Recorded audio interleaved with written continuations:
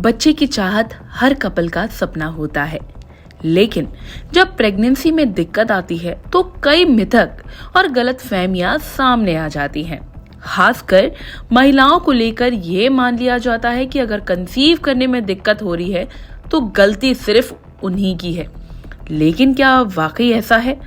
क्या इनफर्टिलिटी सिर्फ महिलाओं की समस्या है या फिर आईवीएफ एकमात्र इसका इलाज है? ऐसे ही कई मिथ्स हैं जो लोगों को सच लगते हैं, लेकिन साइंस कुछ और ही कहता है। चलिए आज की इस वीडियो में इन्हीं फैक्ट्स और मिथ्स की सच्चाई जान लेते हैं एक्सपर्ट से। जब एक कपल्स प्रेग्नेंट नहीं हो पाते हैं तो बहुत सारे मिथ्स एंड फैक्ट्स होते हैं। तो आज हम डिस्कस करेंगे कि क्या मिथ्स हैं हमारे बीच जो कि प्रिवेंट करते हैं कई बार सही इलाज लेने के लिए। पहला मिथ अक्सर ये देखा जाता है कि क्या ये इनफर्टिलिटी की प्रॉब्लम जो है सिर्फ महिलाओं में होती है। ऐसा नहीं है। 30 से 40% केसेस में पुरुष भी रिस्पॉन्सिबल होते हैं। पुरुष से मतलब है कि जो शुक्राणु होता है, स्पर्म होता है, उसमें प्रॉब्लम आ सकती है या फिर कभी कभी इंटरकोर्स में भी दिक्कत आ सकती है। सो महिलाएं ही नहीं, पुरुष भी रिस्पॉन्सिबल होते हैं इनफर्टिलिटी के लिए। दूसरा मिथ ये होता है कि आईवीएफ ही ओनली इलाज है और सिर्फ जब एज हो जाती है तो आईवीएफ ही एक इलाज रह जाता है। ऐसा नहीं है। आईवीएफ के अलावा और भी बहुत सारे इलाज होते हैं प्रेगनेंसी को अचीव करने के लिए, जैसे कि सिर्फ दवाइयां खाना, जिसको हम कहते हैं ओवुलेशन इंडक्शन। इसमें एक औरत 5 दिन की दवाई खाती है, उसके बाद हम अल्ट्रासाउंड्स करते हैं देखने के लिए कि एग ग्रोथ कैसा हो रहा है। बिकॉज जैसे आप जानते हैं कि प्रेगनेंसी को अचीव करने के लिए एक औरत के शरीर से एग और हस्बैंड या जो मेल होता है उसके स्पर्म्स का फर्टिलाइजेशन होना जरूरी है। तो ये होता है कि दवाई का ट्रीटमेंट। दूसरा इलाज होता है जिसको हम कहते हैं आईयूआई, जो कि इंट्रा यूट्राइन इंसेमिनेशन है, उससे भी प्रेगनेंसी हो सकती है। और तीसरा इलाज होता है आईवीएफ का।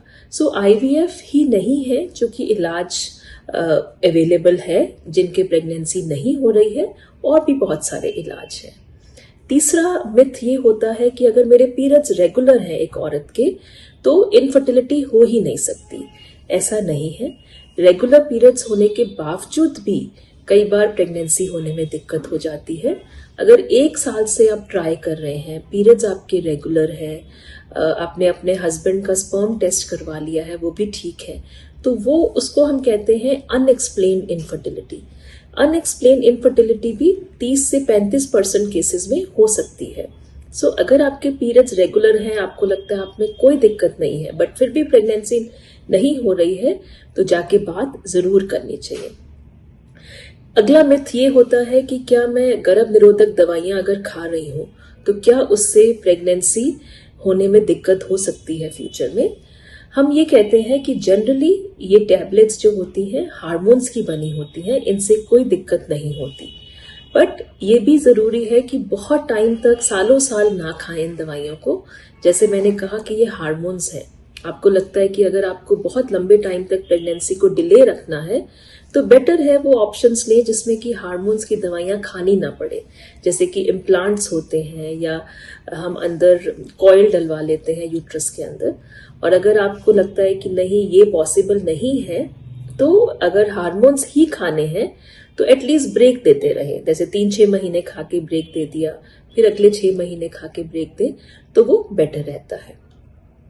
अगला मिथ ये आता है कि अगर सपोज आपको डायग्नोज हो गया कि प्रेगनेंसी होने में दिक्कत हो रही है, जिसको कि हम इनफर्टिलिटी कहते हैं, तो क्या घर के नुस्खे या आयुर्वेदिक ट्रीटमेंट काम कर सकते हैं। मैं ये कहूंगी कि आयुर्वेदिक ट्रीटमेंट और घर के नुस्खे हम बिल्कुल काम करेंगे अगर साथ में हम डी स्ट्रेस करें अपने आप को। लेट्स से कि अगर हमने स्ट्रेस रखा हुआ है इस चीज का, तो प्रेगनेंसी इन इटसेल्फ में इंटरफेयर्ड। कई बार ये होता है कि हमारे पास नोन कारण है कि जैसे मेरी ट्यूब ठीक नहीं है या शुक्राणु ठीक नहीं है या फिर हम कहें यूट्रस ठीक नहीं है। इन केसेस में घर के नुस्खे और आयुर्वेदा नहीं काम करेगा, तो बेटर है कि आप सही इलाज लें। बट अगर सिर्फ स्ट्रेस कारण है तो मैं कहूँगी कि डी स्ट्रेस करने के लिए आप घर के नुस्खे जरूर इस्तेमाल करें। योगा, मेडिटेशन या आयुर्वेदिक मेडिकेशंस जो आती हैं वो इस्तेमाल कर सकते हैं। बट अगर कोई प्रॉब्लम है तो जाके सही हेल्प लेना बहुत जरूरी है। उम्मीद करते हैं एक्सपर्ट ने आपके सारे मिथ्स को दूर कर दिया होगा। इस वीडियो को लेकर आपकी क्या राय है कमेंट करके जरूर बताएं और हेल्थ से जुड़ी इस तरह की ऑडियो वीडियोस के लिए बने रहिए thehealthsite.com के साथ।